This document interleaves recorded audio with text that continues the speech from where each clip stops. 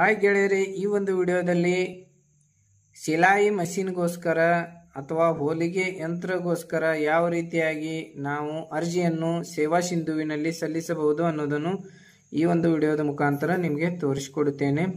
ಗೆಳೆಯರೆ, ನಾನು ಎಸ್ಕೆ, ನೀವು ನೋಡ್ತಾ ಇರೋದು ಎಸ್ಕೆ ಟೆಕ್ ಯೂಟ್ಯೂಬ್ ಚಾನಲ್. ಇದುವರೆಗೆ ನನ್ನ ಈ ಚಾನಲನ್ನು ಸಬ್ಸ್ಕ್ರೈಬ್ ಮಾಡಿಕೊಂಡಿಲ್ಲ ಅಂದರೆ ಪ್ಲೀಸ್ ಸಬ್ಸ್ಕ್ರೈಬ್ ಮಾಡಿಕೊಳ್ಳಿ. ಹಾಗೆಯೇ ಪಕ್ಕದಲ್ಲಿರ್ತಕ್ಕಂಥ ಬೆಲ್ ಐಕನ್ ಮೇಲೆ ಕ್ಲಿಕ್ ಮಾಡೋದನ್ನು ಮರೆಯಬೇಡಿ. ಗೆಳೆಯರೇ, ಸಾಕಷ್ಟು ಮಹಿಳೆಯರಿಗೆ ಈ ಒಂದು ವಿಡಿಯೋವನ್ನು ಹೆಲ್ಪ್ಫುಲ್ ಆಗಲಿದೆ. ಯಾವ ರೀತಿಯಾಗಿ ನಾವು ಹೊಲಿಗೆ ಯಂತ್ರದಗೋಸ್ಕರ ಅರ್ಜಿಯನ್ನು ಸಲ್ಲಿಸಬಹುದು ಅನ್ನೋದನ್ನು ಈ ಒಂದು ವಿಡಿಯೋದ ಮುಖಾಂತರ ತಿಳಿಸಿಕೊಡುತ್ತೇನೆ. ಗೆಳೆಯರೇ, ನಾನು ನನ್ನ ಲ್ಯಾಪ್ಟಾಪ್ ಸ್ಕ್ರೀನನ್ನು ನಿಮ್ಮ ಮುಂದೆ ತೋರಿಸ್ತಾ ಇದ್ದೇನೆ. ಹಾಯ್ ಗೆಳೆಯರೇ, ಈ ರೀತಿ ಕ್ರೋಮ್ ಬ್ರೌಸರ್ ಸಿಗತ್ತೆ. ಇಲ್ಲಿ ನೋಡಿ, ಕ್ರೋಮ್ ಬ್ರೌಸರ್ ಇದೆ. ಕ್ರೋಮ್ ಬ್ರೌಸರನ್ನು ಈ ರೀತಿ ಓಪನ್ ಮಾಡಿಕೊಳ್ಳಿ. ನೀವು ನಿಮ್ಮ ಮೊಬೈಲ್ ಥ್ರೂ ಕೂಡ ಈ ಒಂದು ಅರ್ಜಿಯನ್ನು ಸಲ್ಲಿಸಲು ಬರುತ್ತೆ. ಡೆಸ್ಕ್ಟಾಪ್ ಮೋಡನ್ನು ಓಪನ್ ಮಾಡಿಕೊಂಡು ನೀವು ಅರ್ಜಿಯನ್ನು ಸಲ್ಲಿಸಬಹುದು. ಗೆಳೆಯರೆ, ಇಲ್ಲಿ ಸರ್ಚ್ ಬಾಕ್ಸ್ದಲ್ಲಿ ಸೇವಾ ಸಿಂಧು ಅಂತೇಳಿ ಟೈಪ್ ಮಾಡಿ. ಈ ರೀತಿ ಸೇವಾ ಸಿಂಧು ಅಂತೇಳಿ ಟೈಪ್ ಮಾಡಿದ ನಂತರ ನಿಮಗೆ ಸೇವಾ ಸಿಂಧುವಿನ ಲಾಗಿನ್ ಅನ್ನು ಮಾಡಿಕೊಳ್ಳಲು ಇಲ್ಲಿ ರಿಜಿಸ್ಟರ್ ಹಿಯರ್ ಅಂತೇಳಿದೆ ನೋಡಿ. ಇಲ್ಲಿ ರಿಜಿಸ್ಟರ್ ಮಾಡಿಕೊಂಡು ನಿಮ್ಮ ಒಂದು ID ಮತ್ತು ಪಾಸ್ವರ್ಡನ್ನು ಪಡೆದುಕೊಳ್ಳಿ.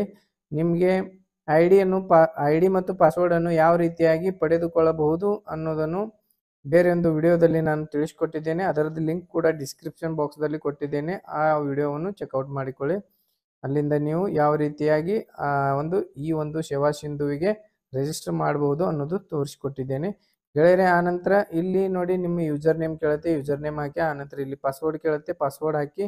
ಆನಂತರ ಇಲ್ಲಿ ನೋಡಿ, ನಿಮ್ಮ ಕ್ಯಾಪ್ಚಾ ಕೋಡನ್ನು ಕೇಳ್ತಾ ಇದೆ.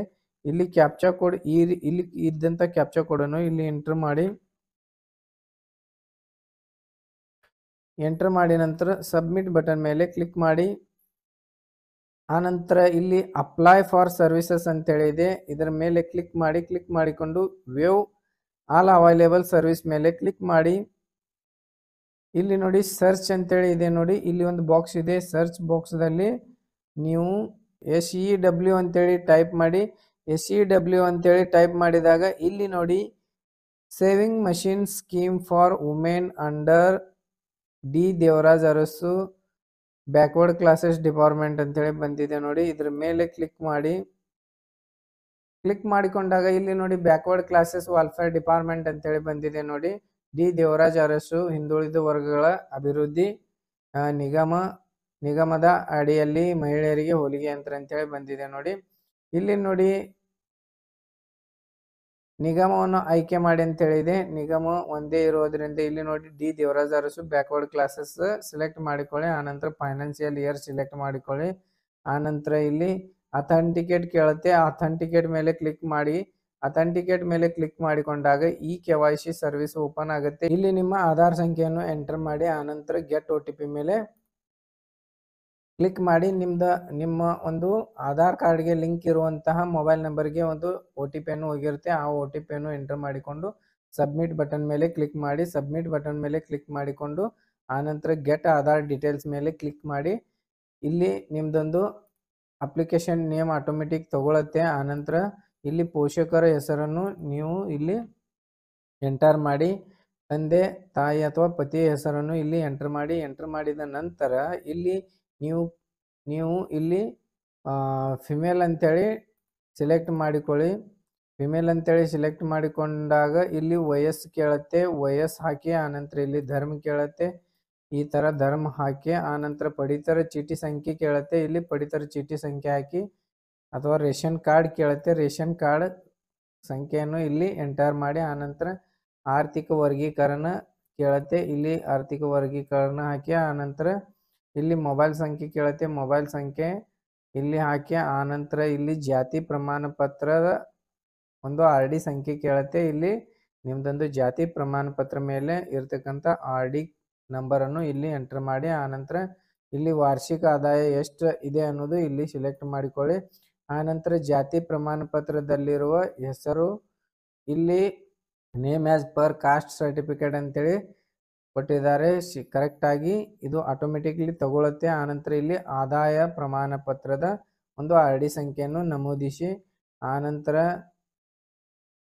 ಇಲ್ಲಿ ಆದಾಯ ಪ್ರಮಾಣ ಪತ್ರದಲ್ಲಿರುವ ಕರೆಕ್ಟ್ ಆಗಿ ಇನ್ಕಮ್ ಅನ್ನು ಇಲ್ಲಿ ಆಟೋಮೆಟಿಕ್ಲಿ ತಗೊಳುತ್ತೆ. ಆನಂತರ ಆದಾಯ ಪ್ರಮಾಣ ಪತ್ರದಲ್ಲಿರುವ ಅರ್ಜಿದಾರರ ಹೆಸರು ಅಂತೇಳಿ ಇಲ್ಲಿ ಬಂದಿರುತ್ತೆ ಆಟೋಮೆಟಿಕ್. ಆನಂತರ ಇಲ್ಲಿ ಜಾತಿ ಕೇಳ್ತಾ ಇದೆ ನೋಡಿ. ಇಲ್ಲಿ ಕ್ಯಾಟಗರಿ 1, ಕ್ಯಾಟಗರಿ 2A, ಆನಂತರ ಕ್ಯಾಟಗರಿ 3A, ಆನಂತರ ಕ್ಯಾಟಗರಿ 3B ದವರಿಗೆ ಮಾತ್ರ ಈ ಒಂದು ಹೋಲಿಗೆ ಯಂತ್ರವನ್ನು ಪಡೆದುಕೊಳ್ಳಲು ಅವಕಾಶ ಇದೆ.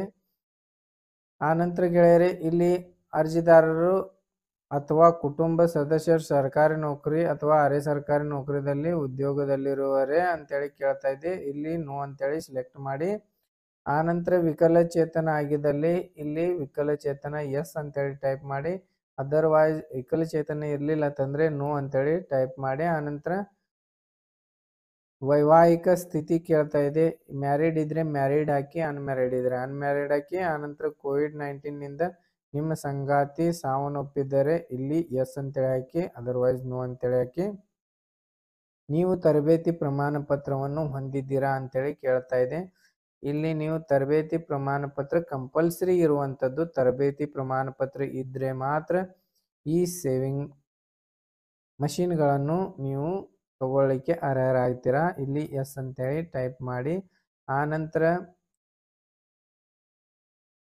ಇಲ್ಲಿ ಅಂಬಾಡ್ನೆಡ್ ಇಲ್ಲಿ ಪರಿತ್ಯಕ್ತ ಮಹಿಳೆ ಅಂತೇಳಿ ಇದೆ. ಇದ್ರ ಮೇಲೆ ಕ್ಲಿಕ್ ಮಾಡಿ. ಇದ್ರೆ ಎಸ್ ಅಂತೇಳಿ ಮಾಡಿ, ಇಲ್ಲಾಂದ್ರೆ ನೋ ಅಂತೇಳಿ ಮಾಡಿ. ಆನಂತರ ಇಲ್ಲಿ HIV ಪೀಡಿತರೆ ಅಂತೇಳಿ ಕೇಳ್ತಾ ಇದೆ. HIV ಇದ್ರೆ ಎಸ್ ಅಂತೇಳಿ ಹಾಕಿ, ಇಲ್ಲತ್ತಂದ್ರೆ ನೋ ಅಂತೇಳಿ ಹಾಕಿ. ಆನಂತರ ಇಲ್ಲಿ ನೋಡಿ ಸ್ಥಳೀಯತೆ ಲೊಕಲಿಟಿ ಕೇಳ್ತಾ ಇದೆ. ಇಲ್ಲಿ ನಿಮ್ದು ಲೊಕಲಿಟಿ ಏನು ಬರುತ್ತೆ, ರೂರಲ್ ಬರ್ತಿದ್ರೆ ರೂರಲ್ ಹಾಕಿ, ಅರ್ಬನ್ ಬರ್ತಿದ್ರೆ ಅರ್ಬನ್ ಹಾಕಿ. ಇಲ್ಲಿ ಜಿಲ್ಲೆ ಸಿಲೆಕ್ಟ್ ಮಾಡಿ. ಆನಂತರ ಇಲ್ಲಿ ವಿಧಾನಸಭಾ ಮತಕ್ಷೇತ್ರ ಸಿಲೆಕ್ಟ್ ಮಾಡಿ. ಆನಂತರ ಇಲ್ಲಿ ತಾಲೂಕಿನ ಒಂದು ನೇಮನ್ನು ಸಿಲೆಕ್ಟ್ ಮಾಡಿ. ಆನಂತರ ಇಲ್ಲಿ ಗ್ರಾಮ ನೇಮ್ ಟೈಪ್ ಮಾಡಿ. ಆನಂತರ ಇಲ್ಲಿ ಹೋಬಳಿ ನೇಮ್ ಟೈಪ್ ಮಾಡಿ. ಆನಂತರ ನಿಮ್ಮ ಪೂರ್ಣ ವಿಳಾಸವನ್ನು ಇಲ್ಲಿ ಟೈಪ್ ಮಾಡಿ. ಆನಂತರ ಐ ಅಗ್ರಿ ಮೇಲೆ ಕ್ಲಿಕ್ ಮಾಡಿ. ಕ್ಲಿಕ್ ಮಾಡಿಕೊಂಡು ಇಲ್ಲಿ ನೋಡಿ ಈ ಕ್ಯಾಪ್ಚಾ ಕೋಡನ್ನು ಇಲ್ಲಿ ಎಂಟರ್ ಮಾಡಿ. ಎಂಟರ್ ಮಾಡಿದ ನಂತರ ಇಲ್ಲಿ ಸಬ್ಮಿಟ್ ಬಟನ್ ಮೇಲೆ ಕ್ಲಿಕ್ ಮಾಡಿ. ಸಬ್ಮಿಟ್ ಬಟನ್ ಮೇಲೆ ಕ್ಲಿಕ್ ಮಾಡಿಕೊಂಡಾಗ ನಿಮಗೆ ಡಾಕ್ಯುಮೆಂಟ್ಸನ್ನು ಅಪ್ಲೋಡ್ ಮಾಡಲು ಒಂದು ಆಪ್ಷನ್ ಓಪನ್ ಆಗುತ್ತೆ. ಅಲ್ಲಿಂದ ನೀವು ಡಾಕ್ಯುಮೆಂಟ್ಸ್ಗಳನ್ನು ಅಪ್ಲೋಡ್ ಮಾಡಬಹುದು. ಗೆಳೆಯರೆ, ಇದಕ್ಕೆ ನೀವು ಒಂದು ಹೋಲಿಗೆ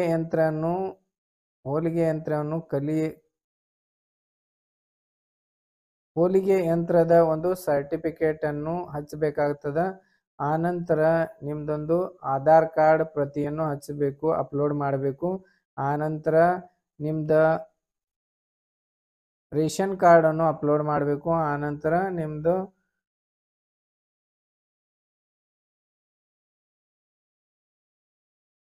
ನಿಮ್ದು ರೇಷನ್ ಕಾರ್ಡ್ ಅಪ್ಲೋಡ್ ಮಾಡಬೇಕಾಗತ್ತೆ.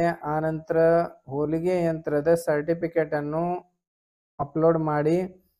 ಇಷ್ಟು ಅಪ್ಲೋಡ್ ಮಾಡಿದ ನಂತರ ನಿಮಗೆ ಒಂದು ಅಕ್ನಾಲಜ್ಮೆಂಟ್ ಬರುತ್ತೆ. ಆ ಅಕ್ನಾಲಜ್ಮೆಂಟ್ ಮುಖಾಂತರ ನೀವು ನಿಮ್ಮ ಅರ್ಜಿಯನ್ನು ಟ್ರ್ಯಾಕ್ ಕೂಡ ಮಾಡಲು ಬರುತ್ತದೆ.